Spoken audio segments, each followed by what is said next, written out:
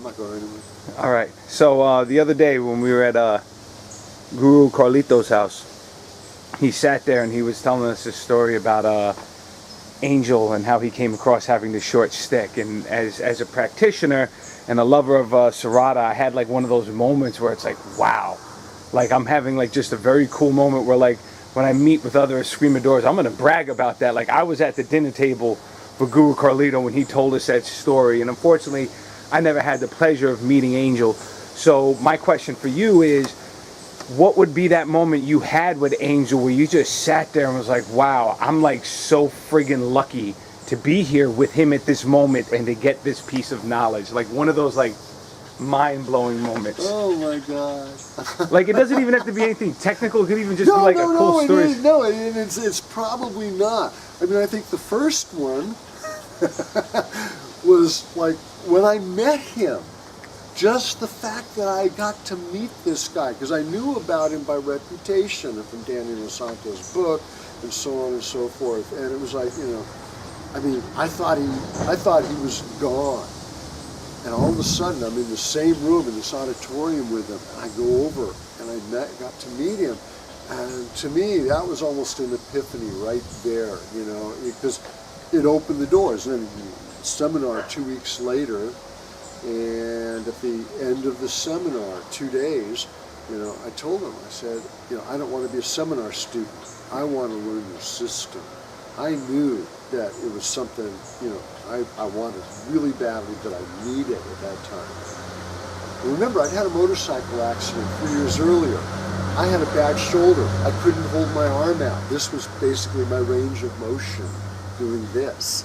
And when I saw Angel moving, I said, I can do that. So it was almost like the art was designed for me at that point. Were there other moments like that? Yeah, I'm sure there were. I can't say what ones would stand out. It was just sort of the initial meeting stuff was so incredible. And after that, it was like, you know, every time, you know, being with him, you know, even just riding around in his car.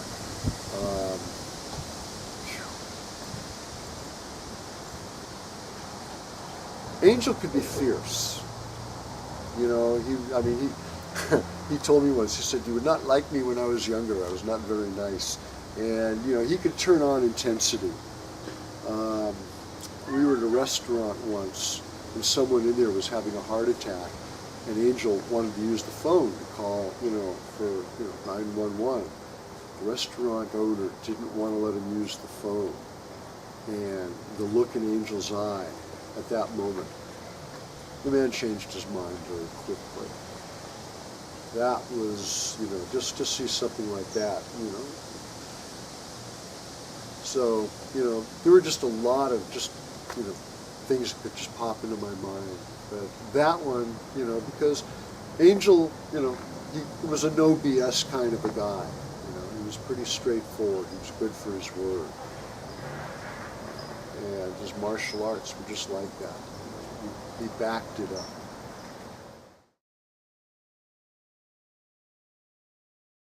Look at that grin. Oh. Okay, so this is a loaded question, and as we all know, the martial arts world is filled with very fragile egos, which causes a lot of issues with politics, between styles and systems. And one of the things as an up-and-coming instructor that breaks my heart about Serrada is just how fractured it is. In your opinion, what do you think it might take for Serrada to finally come together and stop with everybody talking about this one, that one, I'm the only one, I have the true knowledge and stuff like that? Like, what do you think it might take for Serrada to finally get unified? Ain't gonna happen. Why? Well, I mean, there you go. Because I've been there, okay? I mean, for years, I was the advocate of, can't we all just get along? You know? I mean, you know, if Rodney King could say it, can't we? There's too much back history. A lot of it that you don't know. Inter-family or intra-family dynamics. because a lot of the original Stockton people, they're related by blood, by marriage, and so forth. So when things fracture, it's on a very deep personal level. And some of these people, I don't think ever will get together on a political level. Now, this doesn't mean that you might never, ever, ever see them in the same room at the same time. I've been at a moment where something like that happened, where Vincent Cabales and some of the folks from Stockton showed up at an event that in Sacramento, which was Anthony Davis and Ron Saturno at that point. And you know, when the two groups came together, it was just this big moment of like, what's going to happen? Then everyone gave everybody else big hugs, you know. God, I heard in the Kajikembo world, for instance, Tony Ramos and Al Reyes didn't like each other. But, you know, they were grandmasters in the same town of Fairfield, and the kids all went to the same schools and grew up together. And when they'd go to luau's, these guys would sit there and play music together.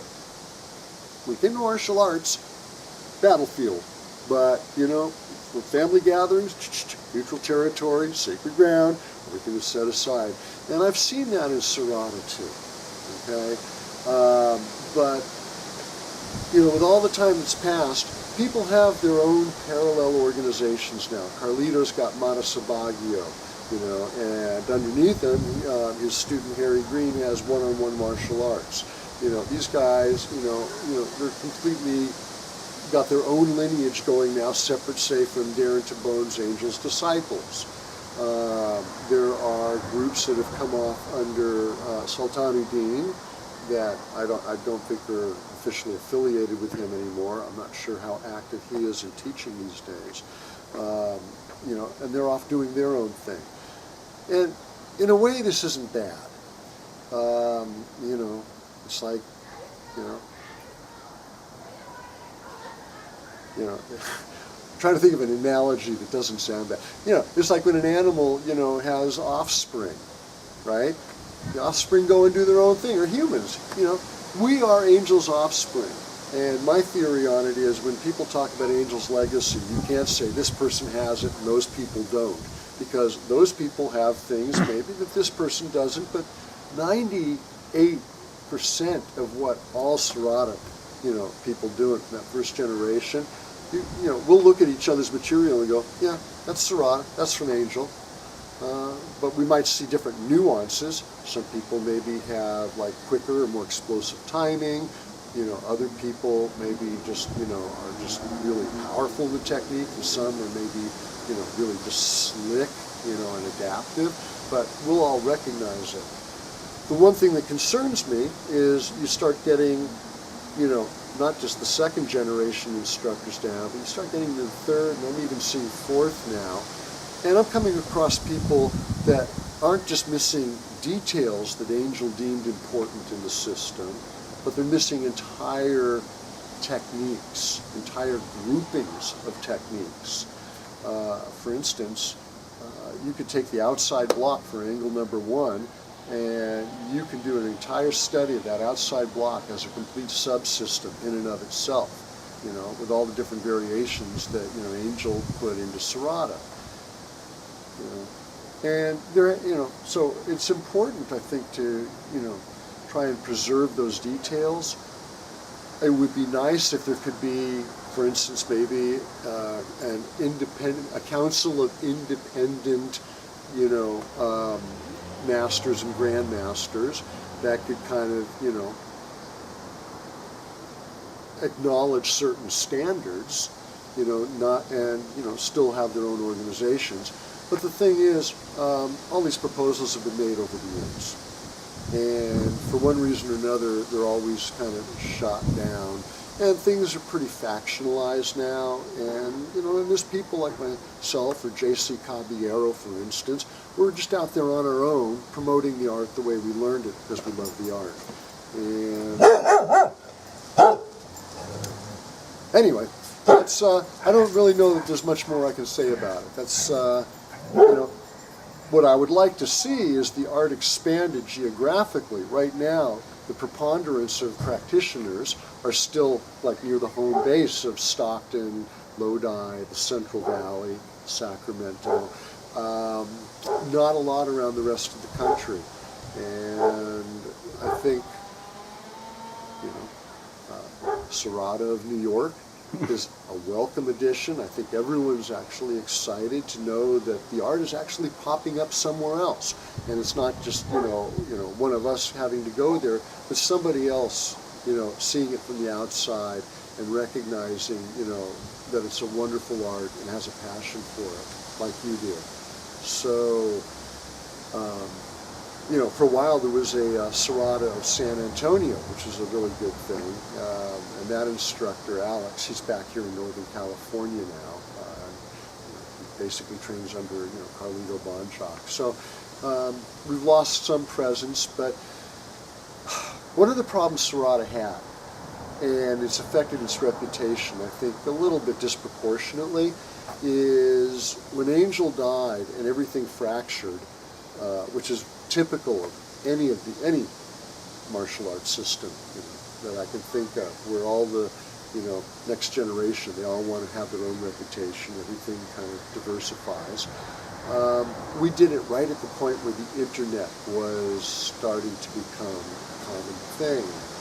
So our fights got, you know, a lot more air play, a lot more visibility than stuff that happened in the pre-internet era.